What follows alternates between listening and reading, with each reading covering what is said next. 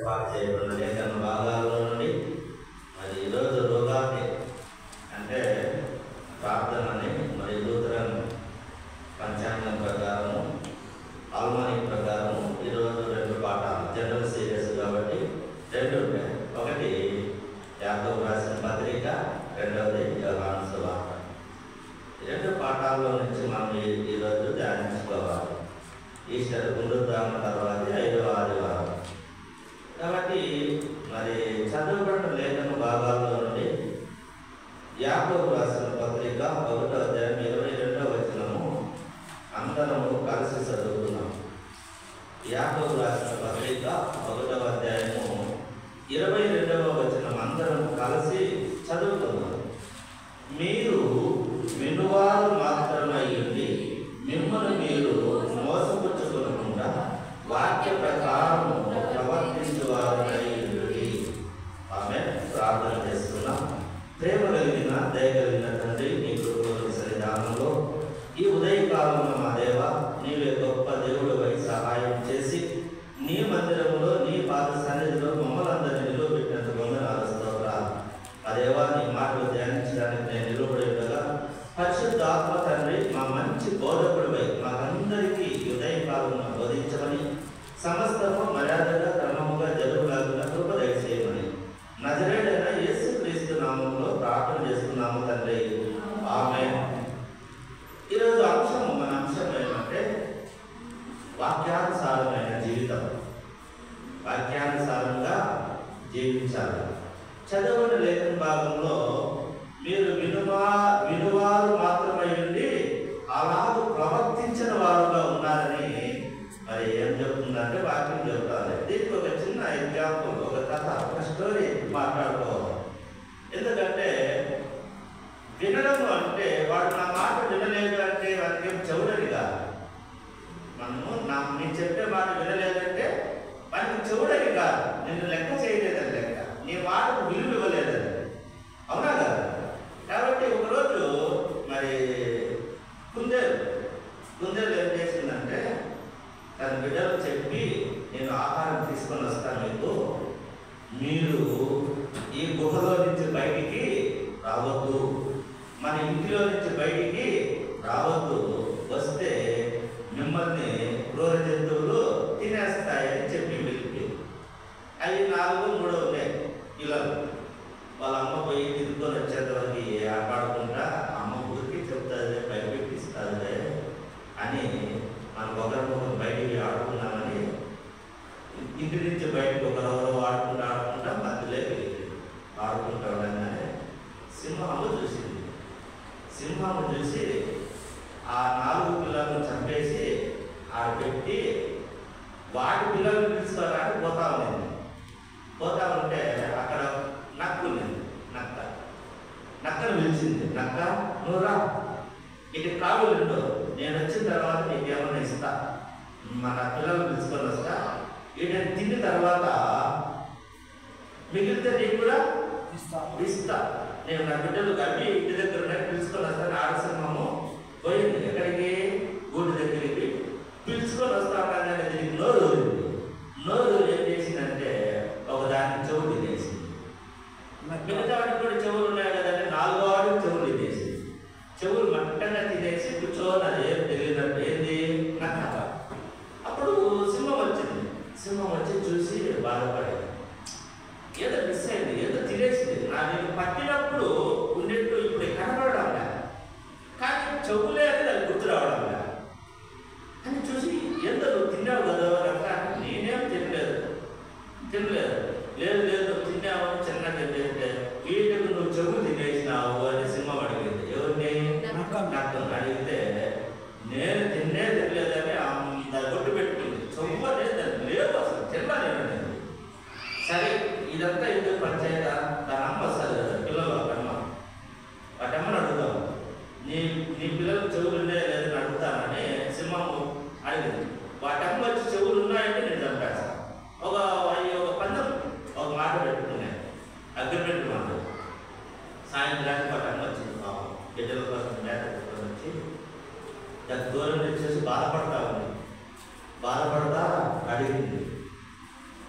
చూస్తాను జనమ్మ.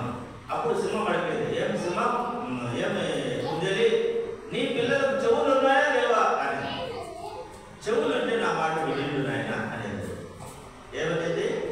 చెవులే వింటే నా మాట వినిండు, అవి బయటకు వచ్చేటివి కావు, ఈరోజు చచ్చిపోయేటివి కాదు, గుడ్లను కానీ వాటి చెవులు లేవు అనేది. నాకు హ్యాపీ అయిపోయింది.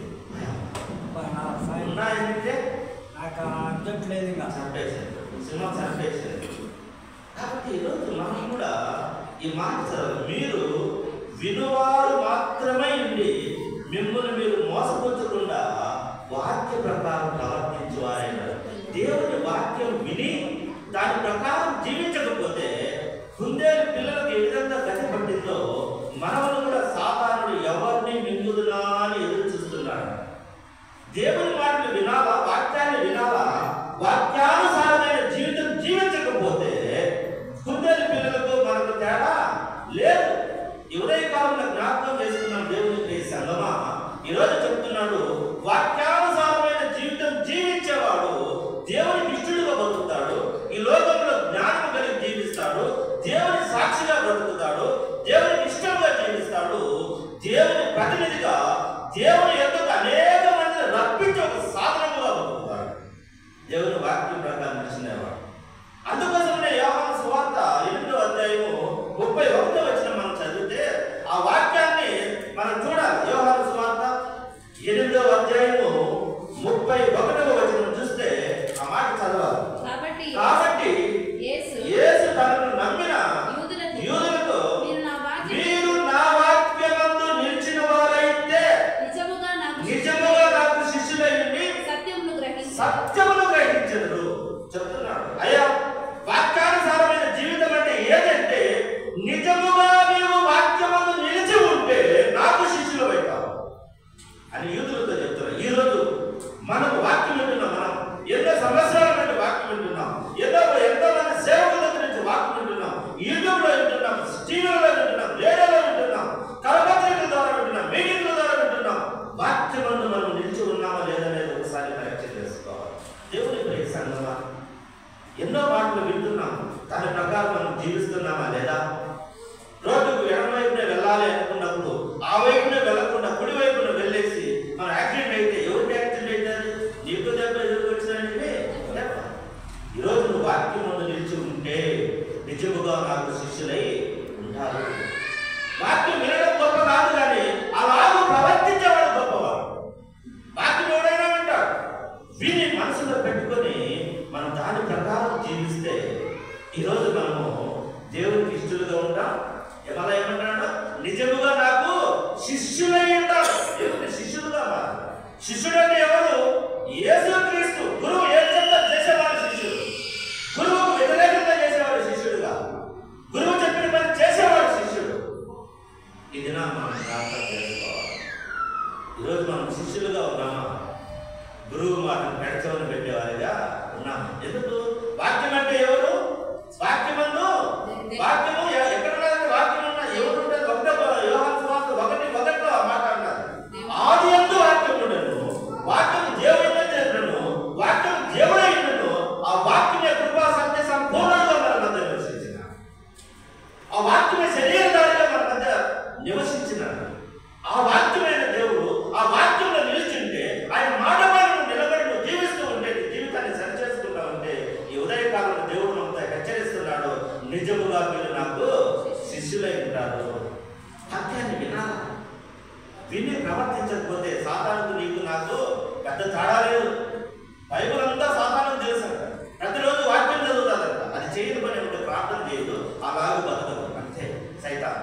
ఈరోజు మనం కూడా అలాగే దాన్ని అందుకోసం యేసుక్రీస్తు దగ్గర ఏమంటాడంటే, మీరు మీ తండ్రి అపవాది సంబంధులు అంటాడు. మన తండ్రి ఎవరైతాడు? వాక్యమందు నిలిచి వాక్య ప్రకారం జీవించకపోతే మీ తండ్రి అపవాది సైతాన్ అవుతాడు. వాక్యమందు నిలిచింటే మీ తండ్రి యేసుక్రీస్తు అవుతాడు. ఈరోజు మన తండ్రి ఎవరో మనం నిర్ణయించుకోవాలి, మన చేతిలో ఉన్నారు.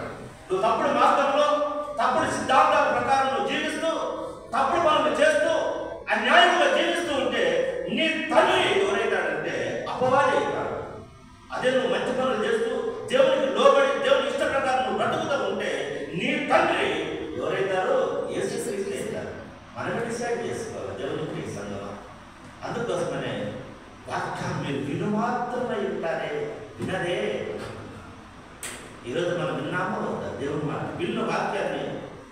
ఆచరణలో పెట్టాలి. విన్న వాక్యాన్ని ఏం చేయాలా? ఆచరణలో పెట్టాలి. దేవుని ప్రేసంగమా, ఆచరణలో పెట్టకపోతే వాక్యం అంతా విని వాక్యాన్ని వ్యతిరేకంగా నువ్వు జీవిస్తే ఈరోజు దేవుడు మమ్మల్ని అడుగుతాడు ఒక విధానం, నువ్వు నా శిష్యుడు అదే, నువ్వెవడో నాకు తెలియదు అంటాడు దేవుడు. పరలోక రాజ్యాన్ని విన్నప్పుడు, జడ్జిమెంట్ కానీ విన్నప్పుడు, ఎవరైనా నువ్వెవరో నాకు తెలియలేదే, అక్రమము చేయవాళ్ళ నా ఎదురు నుండి ఇవ్వండి ఇవ్వండి. అయ్యా నీ పేరుతో ప్రవచించినాం, నీ పేరుతో దయాలను కట్టినాం, నీ పేరుతో గుళ్ళు కట్టించినాం, గోపురాలు కట్టించినాం, సంఘానికి కానుకలు ఇచ్చినాం, మైకులు తీసి ఇన్ని చేసినాం, నా ప్రకారం నువ్వు నడచలా, నువ్వెవడో నాకు తెలియదు. ఈరోజు దేవుని చేశాను, దేవుని మాటలు కట్టుబడి దేవుని వాక్యానుసారమైన జీవితం జీవించాలని ఎవరై కాలం దేవుడు మనల్ని పరిశుద్ధ ఆత్మతంటే హెచ్చరిస్తాడు. పరిశుద్ధ ఆత్మ ఇప్పుడు మనం చదువుకునే లేఖన భాగంలో మొదటి పాఠంలో మనం చూసినట్లయితే వాక్యానుసారమైన జీవితం జీవించేవాడు క్రియలు చేస్తాడు. ఇది మన అంశం. ఈ మొదటి పాఠం ఆ పాఠం అంశం ఏమంటే ఆ సబ్ హెడ్డింగ్స్ దానికి మనం చదవబడిన ఆ హెడ్డింగ్స్ ఏమి పేరంటే వాక్యానుసారమైన జీవితం జీవించేవాడు క్రియలు చేస్తాడు. వారి జీవితం క్రియల మూలంగా ఉంటుంది, వారి విశ్వాసం క్రియల మూలంగా ఉండాలని మరి యాకోబు గారు చెప్తున్నారు. యాకోబు ఎవరు? నలుగురు యాకోబులు ఉన్నారు. ఈ యాకోబు ఎవరంటే చాలా మంది ఓటేసినది ఎవరంటే యేసుక్రీస్తు తమ్ముడైన యాకోబు అని మెజార్టీ దైవ సేవకులు దీన్ని నిర్ధారించినారు. ఆ యాకోబు, ఈ యాకోబు యేసుక్రీస్తును తమ్ముడు నమ్మడం లేదు, సిలువలో కూడా నమ్మడం లేదు. ఎందుకంటే ఉన్నది ఏంటి చెప్పాడు కదా దేవుడు, చెప్పలా లేడా యేసుక్రీస్తు నమ్మల. తర్వాత నమ్మి విశ్వాసంలో ఎదిగి గొప్ప సేవకుడు అపోస్తలుగా పిలువబడి ఆయన రాసిన పత్రిక యూదా కూడా తమ్ముడే. దీని పక్కన యూదా పత్రిక లేదు, ఒకటే అధ్యాయం, అది కూడా ఆయన తమ్ముడే. ఈయన రాస్తున్నాడు క్రియలు, వాక్యానుసారమైన జీవితం జీవించేవాడు, వాక్యమును నిరీక్షించేవాడు క్రియల ద్వారా విశ్వాసాన్ని కనపరుస్తాడు. ఈరోజు నీ విశ్వాసం నా విశ్వాసం. మరి అపోస్తలుడైన పౌలు మీరు విశ్వాసం ద్వారానే కృప పొందినని ఆయన అంటాడు, ఈయన క్రియలు జీవించాడు. కానీ రెండు ఒకటే. ఆయన ఏమంటాడంటే విశ్వాసము ఉండేవాడు క్రియలు ఎట్లా ఆటోమేటిక్గా చేస్తాడు అని ఎవరు అపోస్తలుడైన పౌలు చెప్తారు. ఈయన మాట్లాడు క్రియలు చేస్తే నీ విశ్వాసం బయటపడుతుంది. కానీ రెండు ఒకటే. కానీ మనం చూడడానికి వినడానికి పెద్ద వ్యతిరేకంగా ఉంటాడు. ఈయన ఇంత చెప్పినాడు, ఈయన ఇంత చెప్పినాడు. ఈ విషయాన్ని బట్టి యాకోబు పత్రిక బైబిల్లో తీసేయాలనుకుంటారు. ఈయన యూనిట్గా చెప్పినాడు క్రియల ద్వారా నేను అనుదాను, క్రియల ద్వారా కాకపోతే అబ్రహాం దేని ద్వారా అంటున్నాడు, బలి ఇవ్వడం అంటే క్రియ కదా, కుమారుడిని బలి ఇవ్వడం అంటే క్రియ ద్వారానే కదా. నాకు విశ్వాసం ఉంది, మొదట విశ్వాసంతో నమ్మి ప్రయాణం చేసినాడు, ఈరోజు క్రియ చూపమన్నాడు యేసుక్రీస్తు బాబు. ఈరోజు మనం కూడా అంతే, యేసుక్రీస్తు నమ్ముతాము, నమ్మిన తర్వాత నీకు ఏదైనా ఇవాళ క్రియ జరిగించంటే నువ్వు జరిగించకపోతే నేను వృధా కదా. అందుకోసమే యాకోబు పత్రికలో ఏమంటాడంటే క్రియలు లేని విశ్వాసము మృతత్వము. 17వ అధ్యాయం 2వ అధ్యాయం 17-18 వచనాలలో యాకోబు రాసిన పత్రికలో ఆ మాట ఉంటారు చూడండి. అలాగే విశ్వాసము క్రియలు లేనిదై ఇది ఒంటిగా ఉండి మృతమైన. అయితే ఒకటి నీకు విశ్వాసం ఉన్నది, నాకు క్రియలు ఉన్నవి. నీ క్రియలు లేకుండా నీ విశ్వాసం నాకు కనపరచను, నేను నా క్రియల చేత నా విశ్వాసాన్ని కనపరుచునని చెప్పాను. అంతకుముందు కూడా ఉంటాడు, ఒకడు చలి కాసుకోపో, సహోదరుడు వచ్చి దుప్పటి కప్పుకోపో, ఎచ్చగా ఉండంటే నీకు అన్నం ఆకలి అవుతానంటే నీకు నా కోసం ప్రార్థన చేస్తానంటే ఏం ఉపయోగం? నాకు ఆకలి అయింది, మీ ఇంటికి వచ్చిన నీ కోసం ప్రార్థన చేస్తాను, ఆకలి తీరుతుందంటే అవుతుందా? అది యాకోబు రాష్ట్రం. నువ్వు అన్నం పెట్టు, వాడు కూర్చొని నీళ్లు తాగు, ఫ్యాన్ వేయి, కూర్చుంటాడు, నెమ్మది పడతాడు, నెమ్మది పడినట్టు దేవుడు బాగా. అవన్నీ లేకుండా కాదు ఒక కాదు అంటే నువ్వు చెప్పింది దేవుడు నమ్ముకో ఎట్లా నమ్ముకుంటాడు? కోపం తిరగబాటు చేసి కొట్టనలా కొడతాడు. ఈరోజు అంతే, క్రియలు లేకుండా సువార్త ప్రకటిస్తే వృధానే. క్రియలు లేకుండా సువార్త ప్రకటిస్తే వృధానే. దేవుని ప్రియ సంగమా, ఇదే కాలంలో మనం మాట్లాడుతున్నాడు. క్రియలు చాలా విలువైనవి. మదర్ తెరీసా గారు మాట అంటారు, ఏమంటారు ఆయన? మనం ఎక్కువ చెప్తా ఉంటాం, ప్రార్థించే పెదవుల కన్నా సహాయం చేసే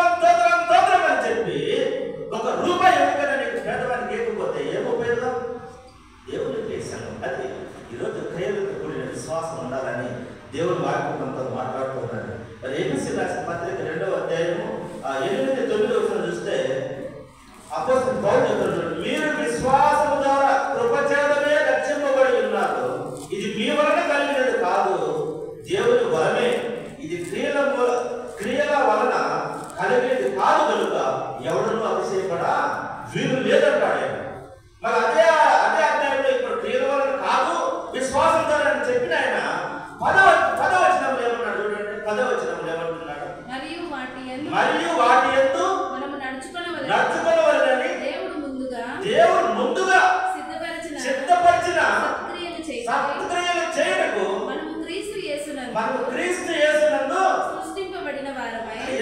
ఇప్పుడు ఏమంటాడు ఆయన? క్రియల మూలంగా విశ్వాసం కాదు, విశ్వాసం ద్వారా, నమ్మడం ద్వారా మనకు విశ్వాసం, నిరీక్షణ ద్వారా రక్షణ కలుగుతారని చెప్పిన ఆయన వెంటనే 10వ వచనం చెప్తున్నాడు, మనం ముందుగా సృష్టింపబడ్డ, దేనికోసం సృష్టింపబడ్డామంటే సత్క్రియలు చేయడానికి, మంచి పనులు చేయడానికి మనము ఉన్నాము. కాబట్టి ఆయన ఉద్దేశము ఒకటే, ఆటోమేటిక్గా భక్తి కలిగిన ఆటోమేటిక్గా మంచి పనులే చేస్తాడని చెప్పినంత మాత్రం ఆయన క్రియలు చేయొద్దని చెప్పడం లేదు. విశ్వాసం ద్వారా చెప్తూ ఆ 10వ వచనంలోనే వెంటనే మనం సృష్టించబడిన మంచి పనులు చేయడానికి. అవునా కదా? మనం సృష్టించబడితే మంచి పనులు చేయడానికి. మంచివాడంట మంచి పనులే చేస్తాడు.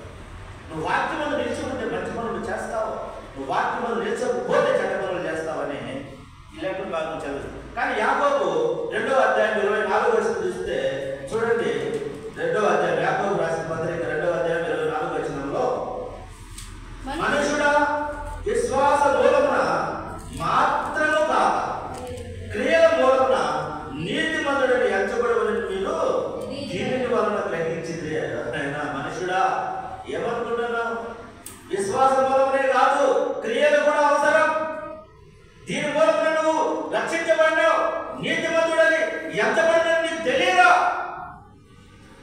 అబ్రహాము నీతిమంతుడికి ఎంచబడినాడు. ఎందుకు?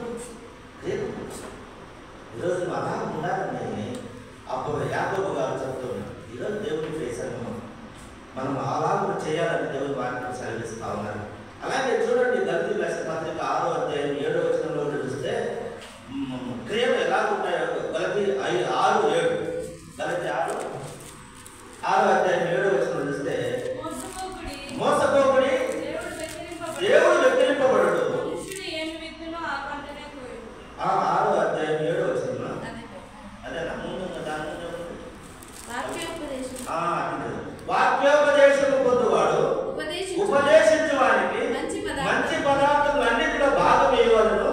మోసపోకుడి, దేవుడు వెక్కిరింపబడు. మనుషుడా ఏమి విత్తులు ఆ పంటనే వస్తావు. మోసపోకుడి, వాక్యం చెప్పేవారికి మంచి పదార్థాల్లో భాగం ఇవ్వండి అంటున్నాను. సేవకులకు మంచి పదార్థాలు ఇవ్వండి. మంచి పదార్థాలంటే ఇంట్లో మామిడికాయలు తెచ్చుకోవాలి. మామిడికాయలు చేసేది కాబట్టి మామిడికాయలు ఉంటాయి. కొంచెం బొక్కలు కొనేటి, నల్లగు కొనేటి సేవకునికి ఇచ్చేది మంచి ఇంట్లో పెట్టుకుంటే అది మంచి పద్ధతి కాదు. అవునా కదా? వాటిల్లో మంచి పనులు ఒకటి ఇచ్చినా 2 ఇచ్చినా మంచిది ఇవ్వండి. ఎవరికి? వాక్యోపదేశం కదండి. ఎవరో వాక్యం చెప్పేవారికి ఎవరు ఎక్కడి నుంచి ఎవరు ఆలోచిస్తే వారికి సేవ చేస్తారు. అవునా కదా? ఇక్కడ అదే చెప్తున్నారు. క్రియలు అలా కనపడాలని యాకోబు రాసిన, గలతీయులకు రాసిన పత్రికలో చెబుతూ, ఉపదేశించడానికి మంచి పదార్థంలో భాగం ఇవ్వను. మోసపోబడి మనుషుడా, నువ్వు ఏది విత్తితే ఆ పంటే వస్తావు. ఈయన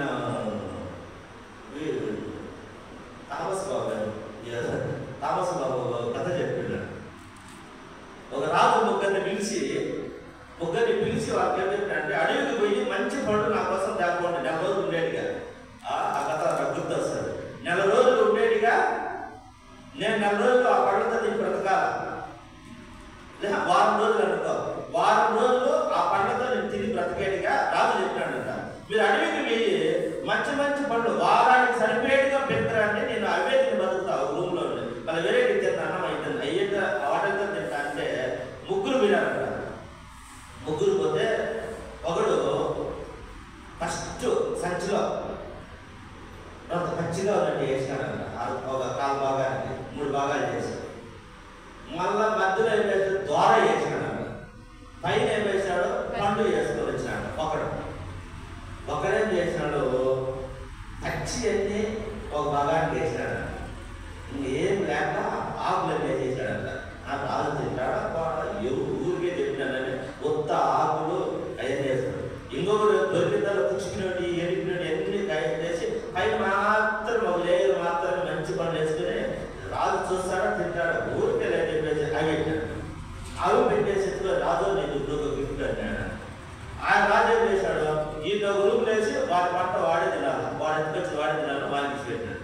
ఇంకొకటి వారి రూమ్ వేసి ఇప్పుడు వారం దాకా నీకు నీళ్ళు ఇస్తామంటే నువ్వు ఏ తిని బతకాలి, వారం వాడికి ఇచ్చాను. ఏరే వాడికి కూడా వారు ముగ్గురికి 3 రూమ్లు వేసారు. ఎవరు అలా ఆడినారు చెప్పండి? నిజాయితీగా, నమ్మకంగా, విశ్వాసంగా, భక్తిగా తెచ్చిన వారు మాత్రము ఫస్ట్ మంచి మాగిపెట్టి తిన్నాడు 3 రోజులు 2 రోజులు, మళ్ళా 2 రోజులు దారి అయ్యప్పుడు మాగిచ్చిన 5 తిన్నాడు. ఈ రోజు ఖచ్చితంగా మళ్ళీ 6 రోజులకు 5 మాగినే తిన్నాడు. క్షేమంగా ఉన్నాడు. వాడు ఆకులు కూర్చునేది తెచ్చుకుంటే అలా అంటారు కట్టుగా. వాడు ఏం లేవు తాకలు నింపుకొని పైన వయసు 1 రోజు ఉన్నాయి తిండి, మరుసటి 5 రోజులు తాకులే. ఈరోజు దేవుని సంగమా, దేవుడు అడుగుతున్న క్రియలు మంచి పదార్థంలో నీ సేవకుని నువ్వు, నీ సేవకునే కాదు, నువ్వు ఎవరికైనా ఇస్తున్నావంటే సేవకుడే కాదు, నీకు గౌరవం ఇస్తున్నావు, మంచిదే నువ్వు, నీ సహోదరునికి మంచిదే, నువ్వు చెడిపినట్టు ఇవ్వగాకు అని క్రియలనే గురించి దీని గురించి మాట్లాడుతూ తిమోతి రాసిన పత్రిక 2వ తిమోతి 2వ అధ్యాయం 14లో చూస్తే చూడండి, వినువారిని చెడుపుడికే కానీ మరి దేనికి పనికిరాని మాటలను గురించి వాదము పెట్టుకుని వద్దు. మీరు వట్టి మాటలు మాట్లాడద్దు, పనికిరాని మాటలు మాట్లాడవద్దు. అవి వినువారిని చెడుపుడికే, అయ్యో మాట దేనికి పనికొస్తాడు, దేనికే పనికిరావు. అటువంటి వాదాలకు పోవద్దు, అటువంటి మాటలు మాట్లాడవద్దు, అవి చెడపడానికే వస్తాయని అపోస్తలుడైన పౌలు తిమోతికి రాస్తూ ఆ మాట చెబుతున్నాడు. ఇంకొక మాట అదే అధ్యాయంలో 16వ వచనం 2వ తిమోతి 2వ అధ్యాయం 16 చూసే, అపవిత్రమైన వట్టి మాటలకు విముఖుడమై ఉండము. అపవిత్రమైన మాట, వట్టి మాటలు, రూపాయి ఆదాయంగా ఆ మాటల గురించి మనం ఎందుకు చర్చించుకోవాలి, ఎందుకు మాట్లాడాలి? పదే దానికి మాట్లాడే బదులు వాక్యాన్ని కంఠస్థం చేసే వస్తారు. ఎందుకు ఊరికి నోటి జోలు ఎందుకు మాట్లాడాలి? మౌనంగా ఉంటుంది బెటర్. అందుకోసమనే సాధ్యమైనంత వరకు నేను మౌనంగా ఎవరితో పలకను. నాకేం పిలిస్తే తప్ప నేను నాకు అడుగుతాను, నేను పిలిస్తేనే పలుకుతావా అంటాను. ఏం మాట్లాడాలా? ఏం సబ్జెక్ట్ నాదని మాట్లాడాలా? మనం ఇద్దరు మాట్లాడుకోవాలంటే నువ్వు కూడా వ్యక్తుల గురించి మాట్లాడుకోవాలి, లేకపోతే మనకు మాటలు దొరకవు. కాబట్టి చాలా జాగ్రత్తగా ఉంటారు. ప్రతి మాటకు దేవుని దగ్గర కౌంట్ అవుతారు. చాలా జాగ్రత్త. నీ హృదయంలో నుంచి మాట బయటకు వస్తానే కౌంట్ అవుతుంది. పెట్రోల్ బంకులు ఏ విధంగా ఒక డ్రాప్ పడతానే కౌంట్ అవుతుంది. అలాగూ మన మాటలు కూడా హృదయంలో నుంచి మాటలు, తలంపులు అన్నీ కౌంట్ అవుతాయి. జాగ్రత్తగా బట్టి మాటలు మాట్లాడద్దు. దానివల్ల ఏదైనా ఉపయోగం ఉంటే నిన్ను అడిగితే మాట్లాడదు. నిన్ను అడగకుండానే మధ్యలో దూరి పంచాయతీ జైలు కొడుతున్నావు. నీకు తెలిసి విడివిడి జ్ఞానంతో మాట్లాడకూడదు. అందుకోసం చెప్తున్నాడు, నువ్వు అపవిత్రమైన వట్టి మాటలకు విముఖుడై ఉండవు. అట్టి మాటలు కలవాడు మరీ ఎక్కువగా భక్తిహీనుడు అవుతారు. వాళ్ళ గురించి ఏదో గురించి మాట్లాడు భక్తిహీనుడు అయిపోతాడు. అవసరమా మనకి? దేవుడికి క్రియలు కలిగి ఉండాలి. వట్టి మాటలు పనికిరావు. నీకు చేత అయితే సాయం లేదంటే నోరు మూసుకోవాలి. అపకారం కావచ్చు, అపకారం చేయడానికి అందుకోసమే మనుషుడు ఏది వింటున్నావు ఆ పంటకు వస్తావు. నువ్వు ఇతరులకు అపకారం చేయాలని తలంపు కలిగి ఉంటే నీకు అపకారం ఎక్కడి నుంచి వస్తుంది? నువ్వు ఇతరులకు మేలు చేయాలని నువ్వు అనుకున్నావు, నీకు మేలు ఎక్కడి నుంచే వస్తుంది. అందుకోసం నువ్వు ఏది వింటుతావో ఆ పంటే వస్తావు. నువ్వు ఈరోజు చెనిక్కించి వించితే చెనిక్ పంటకు వస్తావు. సరగా కమ్మ చెట్లు చల్లించి కమ్మ పంట వస్తాయి, కమ్మ చెట్లు కలుస్తాయి. జీవితంలో మన జీవితం ఇది మర్చిపోక. అందుకని దేవుడు వ్యతిరేకింపబడ్డాడు. మనుషుడా ఏం వింటుతావో అది ఈరోజు మనం జ్ఞాపకం చేస్తాం. నాకు గొప్ప పాఠం ఏమంటే మాటల ద్వారా భక్తికి లభిస్తాం. నాకు కోపం ఎక్కువ, ఇదంతా మాట్లాడేసాము, తట్టుకోలేదు. విపరీతమైన కోపం. సేవలో ఉండి కూడా నేను కోపడతా ఉన్నాను. ఇప్పుడు అనిపిస్తాను, సిగ్గు అనిపిస్తాను నాకే. సేవ చేస్తూ కోపం తట్టుకోలేకుండా అందుకోసం నరుని కోపం దేవుడి నీతిని నెరవేర్చదు. దేవుడి ఉద్దేశాలు జరగవు. నేను కోపడితే దేవుడి ఉద్దేశం జరగదు. నా ద్వారా జరగవలసిన ఉద్దేశాలు ఆగిపోతాయి, నాకు రావాల్సిన దీవులు ఆగిపోతాయి. ఎందుకు కోపడాలి? అందుకోసం చాలా జాగ్రత్తగా ఉండాలి. ప్రపంచంలో మనం ఏదో అందరూ వాళ్ళు కోపడతారు కదా, వాళ్ళకు జరిగింది కదా, నాకు జరిగింది కదా అనుకోకూడదు. ఎవరితో కంపారిజన్ చేసుకోకూడదు. నీకు దేవునికి ఉన్న సంబంధాన్ని బలపరచుకోవడానికి నీ ప్రయత్నం ఉండాలి. కానీ మనిషితో మనిషి బలపరచుకోవడానికి ఏమంత అవసరం? ఏమంత మనుషులు ఏమంత మంచివాడా? ఈరోజు నీకు మంచి అంటారు, అటు పోతానే తింటారు, అటు పనులు అయితేనే తింటారు.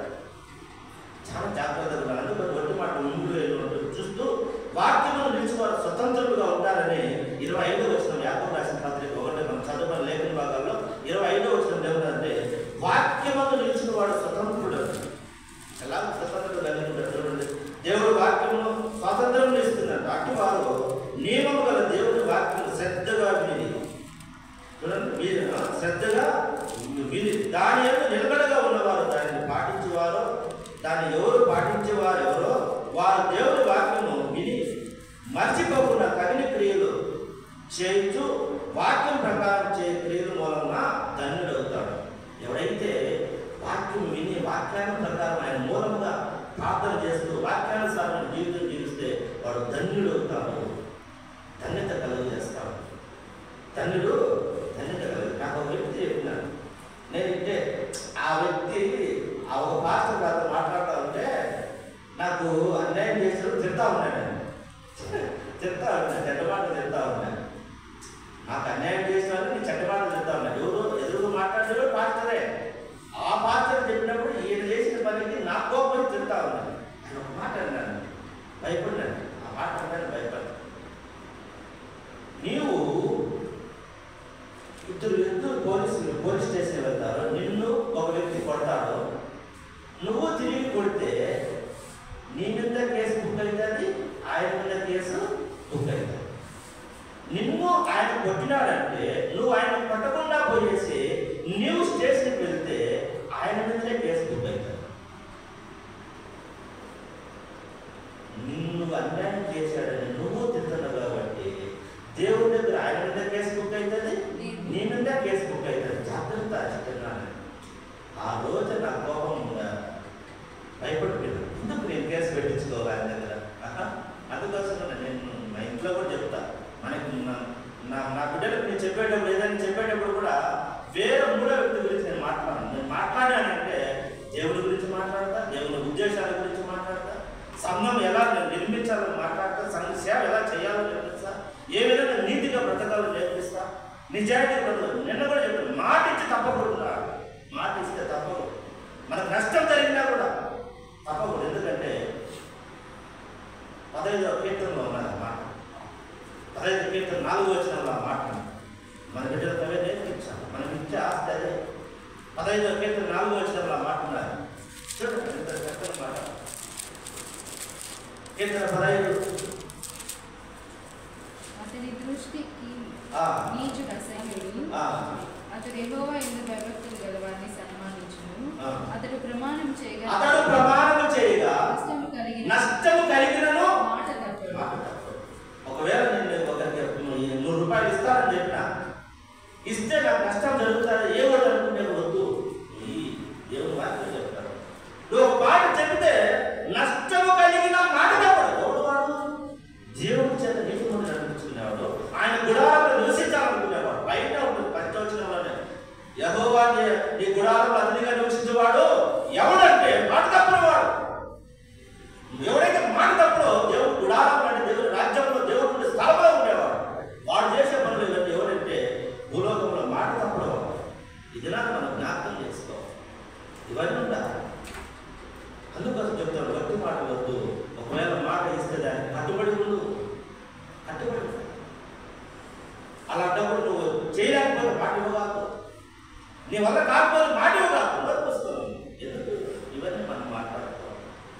కాబట్టి క్రియలతో కూడినదే కదా నిజమైన భక్తి, నిష్కలంకమైన భక్తి. 22, 26, 27 వచ్చినప్పుడు ఏమన్నానంటే నిజమైన భక్తి అనే మాట్లాడి ఇక్కడ యాకోబు నిజమైన భక్తి అనే పదములకు ఆచార సంప్రదాయం బాల్యపరమైన మతాచారంగా తలచడం లేదు.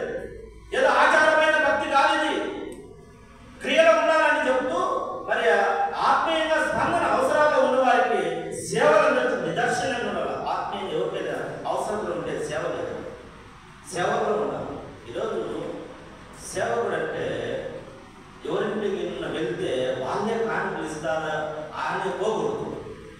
ఆ ఇంట్లో ఇబ్బంది నువ్వే ఇచ్చావా సేవకుడే. ఇది సేవ. నేను అదే చేస్తాను. చూస్తా వాళ్ళ పరిస్థితి వాళ్ళకి నా దగ్గర నేనే ఇచ్చాను. ఎందుకు అంటే ఎంతసేపు వాళ్ళు ఇచ్చే కానుకలు దీవించబడతా చెప్పడం కాదు. అవసరం నిజంగా ఇబ్బందులు ఉంటే నువ్వే సహాయం ఎవరు చేస్తా. ఇచ్చినప్పుడు తీసుకుంటావా సేవకుడు? 10,000 ఇచ్చినా తీసుకుంటావు, 5,000 ఇచ్చినా తీసుకుంటావు, 100 రూపాయలు ఇచ్చినా తీసుకుంటావు, 10 రూపాయలు ఇచ్చినా తీసుకుంటావు. అదే నీకు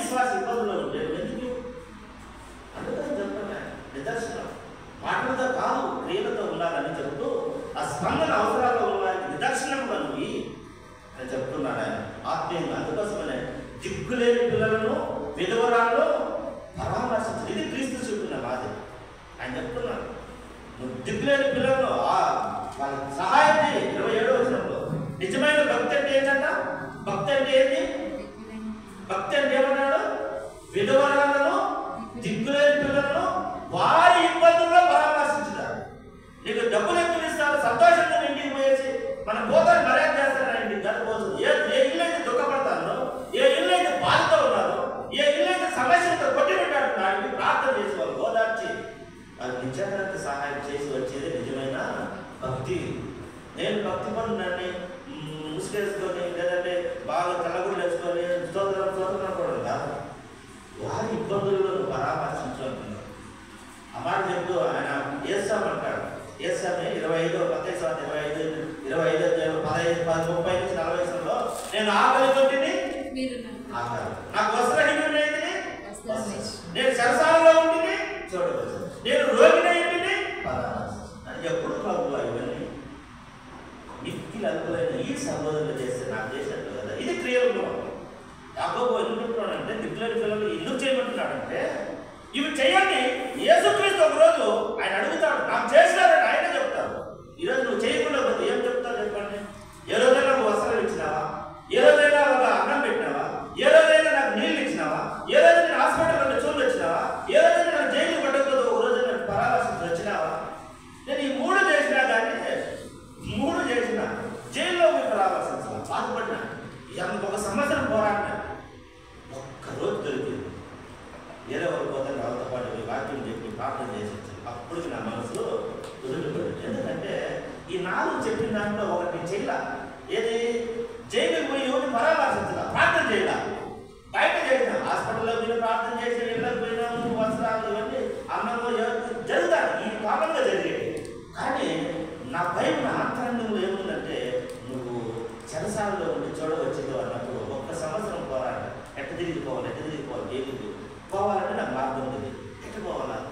లాస్ట్ వేరే ఒక ఆయన పోతా అంటే ఆయన ద్వారా పోయి వాడికి వాక్యం చెప్పి పరంపరలో వాళ్ళకు ప్రార్థన చేసి ఇంకొక విషయం ధన్యకథం ఏమంటే స్త్రీలుంటే ఆ వాక్యం పురుషులు పంపం సార్ అన్నాడు ఒక ఆయన. ఇంకొక ఆయన వచ్చేసి ఏం కాదు నువ్వు వెళ్ళదు సార్ నాకు ఒకసారి వాళ్ళకు కూడా చెప్పి ప్రార్థన చేసి క్రియలతో కూడుకొని ఉన్నా. ఊరికే చెప్పుకోవడం గొప్పే కానీ నాకు ఒక ఆయన నిన్న మీటింగ్లో చెప్తాను, వాళ్ళ కుమారులకు మనకు నా కొడుకు గొప్ప సేవకుడు కావాలని ప్రార్థన చేస్తానంటే దేవుడు ఒక రోజు మాట్లాడాడంట, నువ్వు చేస్తాడని ప్రార్థన తప్పు, నీ కొడుకు నీ మనలో గొప్పడు కావడం కాదు, ఆయన గొప్ప చేసే సేవకుడు కావాలని కోరుకోయి అయ్యి నిలబడుతున్నాడు. దేవుడు హెచ్చరించినాడు, దేవుడిని గొప్ప చేసే సేవకుడు కావాలని కోరుకో, ఆయన గొప్పడు కావాలని ఎందుకు కోరుకుంటున్నావు? దేవుడికి ఇస్తాను. అందుకోసమే దేవుడిని లోకిన ఇంటి నన్ను చూడవచ్చింది అని అడుగుతాం. ఈరోజు మనం కూడా అడుగుతాం, ఏడాది వచ్చినారే క్రైస్తవులుగా నేను బతుకుతా ఉన్నాను, 30-40 ఏళ్ళు వచ్చేసినాను. ఈ 4 లేకపోతే నా ఏదైనా ఒకటన్నా చేసినామా, ఇంకా ఏదైనా కొలువు ఉందా? ఈ మనసులో పెట్టుకొని వీటి కోసం ప్రయత్నం చేయాలి.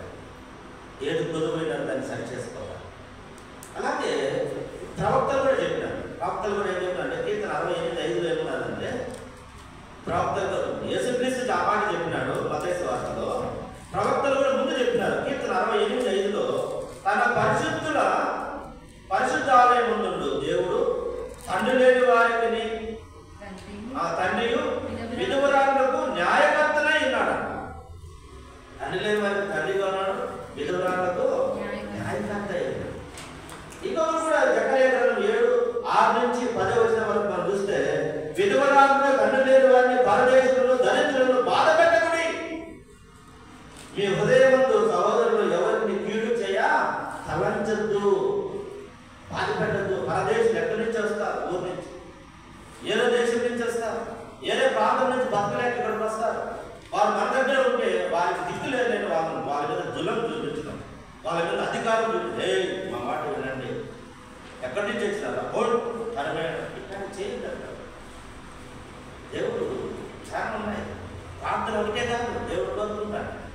నువ్వు ప్రార్థనలో నువ్వు ఎలా ఉండాలంటే క్రియలతో కూడి ఉండాలా, ఆచరణ యోగ్యంలో ఉండాలా. నీ మాటకు నీ ప్రవర్తనకు తేడా ఉంటే ఉత్తమాన్ని చెప్పాడు చేసేవాడు కాదంట. కానీ నీ మాటకు నువ్వు చేసే పనికి నువ్వు లింక్ ఉండాలి, కనెక్షన్ ఉండాలి. వాడు చెప్పిందే చేస్తాను, చేసేదే చెప్తాను. ఇలా ఒట్టి మాటలు ఉండకూడదని ఉదయకాలం దేవుడు మనతో మాట్లాడతాడు. అలాగే మీకా గ్రంథం 6వ అధ్యాయము 6వ వచనం నుండి 8వ వచనం వరకు చూస్తే ఆ మాట నచ్చడానికి చక్కని మాట. మీకా గ్రంథం 6వ అధ్యాయము 6వ వచనం నుండి 8వ వచనం వరకు. మీకా యోనా పక్కన ఏమి తీసుకొని వచ్చి నేను యెహోవాను దర్శించును. ఏమి తీసుకొని వచ్చి మహోన్నతుడైన దేవుని సన్నిధిన నమస్కారం చేయును. దహన బలులను ఏడాది దూడలను అర్పించి దర్శించున. వేల కొద్ది పొట్టేలను విస్తారమైన తైలమును ఆయనకు సంతోషము కలుగుజేయన.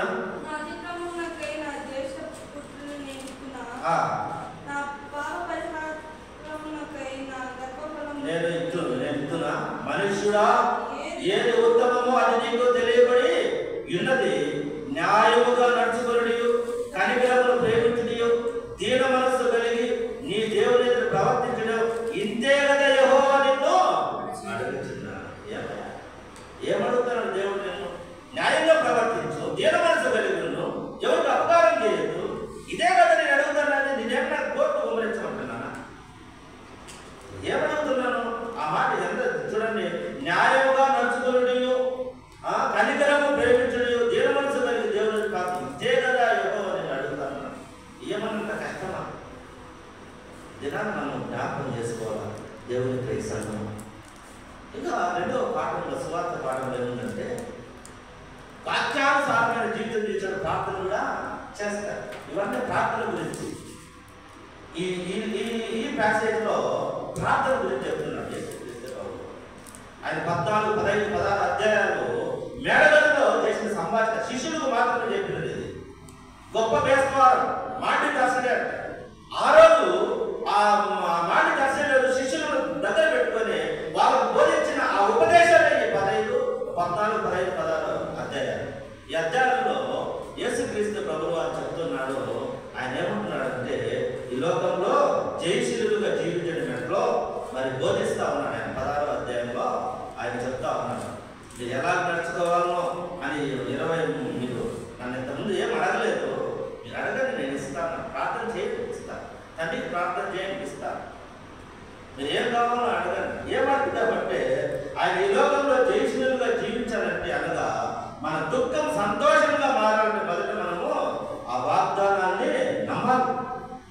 దేవుడు ఏదైతే వాగ్దానం చేశాడో జయ జీవితము మన దుఃఖం సంతోషంగా మారాలంటే మొదట మనం చేయాల్సిన పని ఆయన ఇచ్చిన వాగ్దానాన్ని నమ్మాలి. ఆయన ఇచ్చిన వాగ్దానాన్ని నమ్మాలి. నాకు జరుగుతుందని నమ్మాలి. ఈరోజు నమ్మకపోతే వాగ్దానం మన జీవితంలో నెరవేరు అనుకుని నేను చెప్తాను. నమ్మాలి అంటున్నాను. ఆ వాగ్దానాన్ని స్వతంత్రించుకున్నట్టుకు ప్రార్థన పట్టుదల కలిగి చేయాలి. ఆ వాగ్దాన్ని స్వతంత్రించుకోవాలంటే పట్టుదల ఉండాలి. ప్రార్థన మనకు అన్నిటిలో పట్టుదల ఉండాలి. ప్రార్థనలో పట్టుదల ఉంది. అన్నిటిలో ఎవరైనా మాట్లాడితే పట్టించుకుంటారు. ఎవరైనా మనకు ఉద్యోగం సాధించాలంటే పట్టుదల కలుగుతున్నాం. వస్తువు సంపాదించాలంటే పట్టుదల కలుగుతున్నాం. అన్ని పట్టుదల వచ్చారు. ప్రార్థనలోనే పట్టుదల తగ్గిపోతారు. దేవుడు ఏం చెప్తాడంటే మీకేం అవసరమో నాకు తెలుసు. మొదట నా నీతిని నా రాజ్యం ముందు అవి వెతకండి. అవి మీ ప్లస్ మీరు తనుకుంటారు. అవి ఎట్లా వస్తాయి? ఓ పాట పడ్డారు.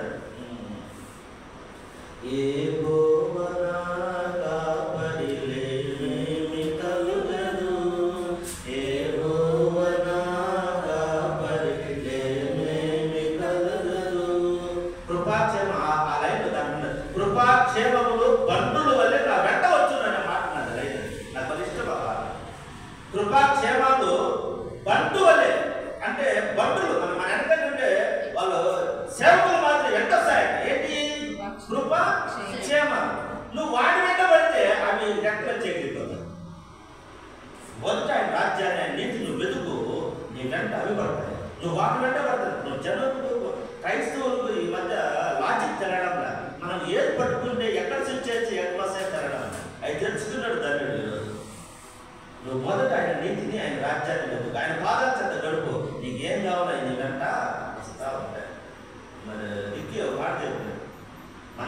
వీళ్ళందరినీ అడిగి తిట్టుకున్నాను. ఒక సేవకుడు, నాకు తెలిసిన సేవకుడు, ఎవడింటికి పోవాలా రూమ్ చర్చిలో కూర్చొని ప్రార్థన చేసి అయ్యే వచ్చినాయంట. ఎస్, నిజమే. మనకు తెలియక వాటికంటే వీళ్ళ వెంట వాళ్ళ వెంట పడతా ఉన్నాం, కానీ దొరకవున్నాం. కానీ నువ్వు దేవుని పనిలో దేవుడి పనిలో నువ్వు ఉంటే నీ వెంట అవి వస్తాయి. ఈరోజు మనం ఇంకొక విషయం ఏమంటే, అయితే మనము విజయం వరకు ప్రార్థన చేయకూడదు. నాకు విజయం కావాలని ప్రార్థన చేస్తూ ఉంటారు. విజయం ఆల్రెడీ మనం విజయంలోనే ఉన్నాం. అది మనం ఈ విషయం మనం బాగా అండర్స్టాండ్ చేసుకోవాలి, గుర్తుపెట్టుకోవాలి. మనము విజయం కోసం ప్రార్థన చేయకూడదు. ఎందుకంటే మనం ఆల్రెడీ విజయంలో ఉన్నాం. ఎప్పుడు విజయంలో ఉన్నాము? యేసుక్రీస్తు 2000 సంవత్సరాల క్రితము మరణాన్ని జయించి లేచినాడు, అపవాది తలని చితగొట్టాడు. ఇంకా మనకు జయమే ఉంది. ఆల్రెడీ మనం జయంలో నుంచే ప్రార్థన చేయాలి. ఎక్కడ చేయాలి ప్రార్థన? జయంలో నుంచే ప్రార్థన. ఆల్రెడీ జయం వచ్చేసి మనం జయం కోసం ప్రార్థన కాదు చేయాల్సిందే. మనం జయంలో నుంచి నిలబడి దేవుని సహవాసంతో ఆ మాట ఉన్నదండి. అయితే మనం విజయం కోసం ప్రార్థన చేయం, కానీ విజయం నుంచే ప్రార్థన చేస్తాము. క్రీస్తు తోటి వాక్యానుభవం, ఆ వాక్యానుభవంలో ఈ విషయాన్ని మనము సొంతం చేసుకోవాలి. వాక్యానుభవంలో జీవిస్తే ఆ విజయాన్ని సొంతం చేసుకుంటాం. వాక్యాన్ని మనము సొంతం చేసుకోవాలి. ఆ వాక్యాన్ని సొంతం చేసుకోవాలి. ఆ వాక్యంలో ఉంటే ఆ విజయాన్ని మనం సొంతం, ఆల్రెడీ విజయం దేవుడు సాధించినాడు, దాన్ని మనము సొంతం చేసుకోవడానికి కొత్తగా విజయం మనకి ఏం కదా, ఆయన ఆల్రెడీ విజయాన్ని ఇచ్చేసినాడు. ఎందుకంటే 33వ వచనంలో ఆ మాట ఉన్నది. యోహాను సువార్త 16వ అధ్యాయం 33వ వచనం చూడండి. ఇదిగో మీలో ప్రతివాడును ఎవరి ఇంటికి వాడు చెదిరిపోయి ఒంటరిగా విడిచిపెట్టు గడియ వచ్చుతున్నది, వచ్చే ఉన్నది. అయితే తండ్రి నాతో ఉన్నాడు కనుక నేను ఒంటరిగా లేను. 33:16 నా యందు నీకు సమాధానం కలుగునట్టు ఈ మాటలు మీకు చెప్పుచున్నాను. లోకములో మీకు శ్రమ కలుగును, ఆయనను ధైర్యం తెచ్చుకోండి, నేను లోకమును జయించేశాను. ఇప్పుడు మనం ఆల్రెడీ జయం పొందినాం. జయంలో నుంచే మనం ప్రార్థన చేయాలి. ఎందుకంటే ఆ జయాన్ని మనం సొంతం చేసుకోవడానికి మన దేవుడు లోకాన్ని జయం ఇచ్చేసినాడు. కొత్తగా నాకు జయం కావాలని అవసరం లేదు. 2000 సంవత్సరాల క్రితమే దేవుడు సాతాను పైన విజయం సాధించి, మరణం పైన విజయం సాధించి మనకి ఇచ్చేసినాడు. ఆ విజయాన్ని మనం సొంతం చేసుకోవాలి. సొంతం చేసుకునే వారిగా ఉండాలని ఈ లేఖన భాగం మనతో మాట్లాడుతూ ఉన్నాను. కాబట్టి దేవుని ప్రీసాన్ని మనం జ్ఞాపకం చేసుకున్నాం. నేను లోకమును జయించున్నాను. ఈ 17వ అధ్యాయంలో యేసుక్రీస్తు ప్రభువు వారు ప్రార్థన ప్లస్ వాక్యం కలిపి ఉంటాయి. 17వ అధ్యాయంలో ఈ అధ్యాయంలో ప్రార్థన చేస్తాడు దేవుడు. నీవు నాకు ఇచ్చిన వారి కోసం మాత్రమే ప్రార్థన చేస్తున్నాను అని ప్రార్థన చేస్తూ, ఈ ప్రార్థనలో వాక్యము ప్రార్థన కలిపి ఉన్నాయి. అందుకోసమే మరి అపోస్తలుల కార్యం 6వ అధ్యాయం 4వ వచనంలో చూస్తే, మీరు వాక్యమందును అలా అన్నాడు 16 అపోస్తలుల కార్యంలో 6వ అధ్యాయం 4వ వచనం. అయితే యేసు ప్రార్థన ఎందును వాక్య పరిచర్య ఎందును ఎడతెగక ఉండును. వారి ప్రార్థన యేసుక్రీస్తు ఈ 17వ అధ్యాయం ప్రార్థన వాక్యం ఎప్పుడైతే చదువుతామో వాక్యం పైన నిలబడతాం. ముందే చెప్తున్నా 8వ అధ్యాయం 31వ వచనంలో, నా వాక్యం ముందు నిలిచిండు వాడు నాకు నిజంగా శిష్యుడే ఉంటాడంటే నువ్వు వాక్యాన్ని ధ్యానించాలా, ప్రార్థన చేయాలి. ఎందుకంటే వాక్యము నీ ఎదుట, నీ నోట, నీ హృదయంలో ఉన్నప్పుడు నువ్వు పాపం చేయడానికి భయపడతావు, చెప్తావు. అది లేకపోతే భయం. అవునా? ఇది నాకు జ్ఞాపకం చేస్తుంది. ఉదయకాలం దేవుడు మనతో హెచ్చరిస్తున్నాడు. క్రియలు, వాక్యానుసారమైన జీవితం జీవించేవాడు క్రియలు కలిగి ఉంటాడు, ప్రార్థన జీవితం కలిగి ఉంటాడు, వాక్యానుసారమైన జీవితము కలిగి ఉంటాడు, వాక్యములో నిలిచి ఉంటాడు. ఇది మన అంశం ఈరోజు. కాబట్టి జ్ఞాపకం చేసుకుంది ఈ విషయాలన్నింటినీ మన పరిశుద్ధాత్మ దేవుడు మనకు హెచ్చరించినాడు ఈరోజు. ఒకవేళ ఇంకా వీటిలో మనకి ఏదైనా కొదువ, మనం ఏదైనా చేయనిది ఉంటే కొదువుగా ఉంటే దాన్ని ఆచరణలో పెడతాం. దేవా, నేను ఈ పని చేయడానికి నిరసిస్తున్నాను. అందుకని ఆయన ఇక్కడ ఏముందంటే, మీరు ధైర్యంగా ఉండండి అంటున్నాడు. ఏమంటే లోకంలో మీకు శ్రమ కలుగునో ధైర్యం తెచ్చుకోవడం. అది ఇంగ్లీష్లో అయితే చీర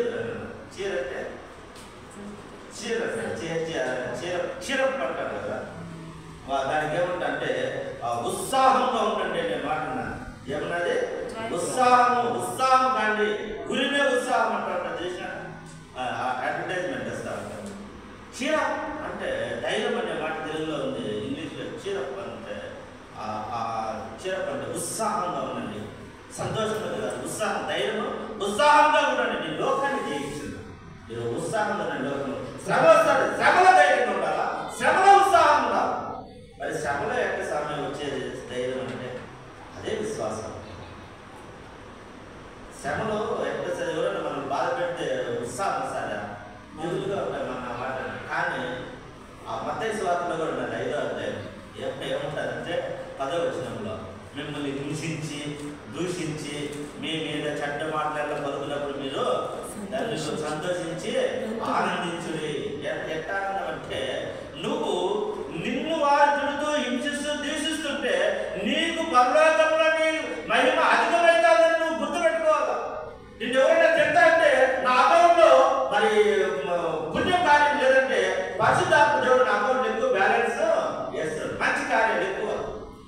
ఆ లోకంలో నీకు అమౌంట్ పడతా ఉంటుంది బ్యాంకులో. ఇక నేను మనం చెడ్డ పనులు చేసి తిరిగితే అకౌంట్ ఆడపడదు. అది గుర్తుపెట్టుకోండి. మనకు దేవుడికి ఇష్టంగా జీవిస్తూ ఉంది, దేవుని వాక్యానుసారమైన జీవిస్తూ మన దాంట్లో మనం పోతా ఉంటే ఎవరైనా తిరిగితే నీ బ్యాంకులో పరలోకంలో సత్యమైన ధనం అభివృద్ధి చెందుతూ ఉంటుంది. కానీ నువ్వు ఏదో చెడ్డ పని చేసి నన్ను కూడా తింటాడు, దేవుడు నా లోకంలో బ్యాంకులో ఎక్కువ పడతాడంటే ఇంకా ఉండేది కూడా డిలీట్ అయిపోతుంది. అట్టగా దేవుని కోసం వాక్యానుసారమైన జీవితం జీవిస్తూ ఎవడైనా నిన్ను అన్యాయంగా దూషిస్తే నువ్వు సంతోషించు, నీ ఫలం అధికమైతాను పరలోకంలో. అది గుర్తుపెట్టుకోవాలి. ఇది నా దేవుని సంగమా మనం జ్ఞాపకం చేసుకునే వారు కూడా, మీరు నన్ను అడుగుదురు నా తండ్రి కంటే ఏది అడిగినో తండ్రి అనుగ్రహించడని మాట మీరు అడుగుతారు. మీరు ఏది అడిగినా నేను మీకు ఇస్తాను. ఈ సన్నిధి ఈరోజు కొంతమంది అడగరు దేవుని. ఎందుకు అడగరంటే ఏమైంది తెలీదా? దేవుడు ఏది నేను అడిగేది? దేవుడు ముందుగానే రాసేసాడు ఎవరికి ఏం కావాలో అన్ని ఇచ్చేస్తాడట. ఈయనేమంటాడు? నన్ను అడగండి అంటాడు. ఆయన చెప్తాడు. కొన్ని అడగకుండా ఇచ్చేది కొన్ని ఉంటాయి. అడగకుండా ఇచ్చేది ఏమున్నాయి? గాలి, వెలుతురు, వర్షము, సూర్యుడు, ఇవి అడగకుండానే వస్తాయి. మరి నీ అక్కర్లు కూడా నువ్వు అడగంటాడు దేవుడు. కొన్ని అడగక ముందే ఇస్తాడు, కొన్ని అడిగితేనే ఇస్తాడు. ఇప్పుడు మనము దేవుడిని అడగమంటున్నాం, దేవుడే అడగమంటాడు. నీకేం కావాలో అడగండి తండ్రి, మీరు నాతో ఉన్నప్పుడు మీరేం నన్నేం అడగదా, ఇప్పుడు అడగండి నా తండ్రి మీకు ఇలా అడుగుతాం. దేవా నీ బిడ్డగా మారాలనుకుంటున్నాను, వాక్యానుసారమైన జీవితం జీవించాలనుకుంటున్నాను. నీకు ఇంకా వ్యతిరేకమైన బాటలని నడుస్తూ ఉంటే దేవా ఈరోజు ఆ బాటలను తీసేయండి. ఆ పాపం వైపు నేను చూడలేకుండా నా శక్తి సాగడం లేదు. ఆ పాపాన్ని జయించడం నా శక్తి సాగడం లేదు. ఆ పాప మార్గం నుంచి, వట్టి మాటల నుంచి, మరి చెడ్డ మాటలు మాట్లాడకుండా నా నోటిని కాచుకునేవాడు. చెడ్డ మాటలు మాట్లాడితే కాచుకోవాలి, కళ్ళెం పెట్టుకో. ఇవన్నీ అడుగుతాను. ఈరోజు నేను ఒక దాంట్లో ఏదో ఒక దాంట్లో మనకు తెలుసు, మన అంతరాత్మకు తెలుసు, వాటిని దేవుడు అడుగుతాను. దేవా ఈ విషయం నుంచి బయటపడలేకుండా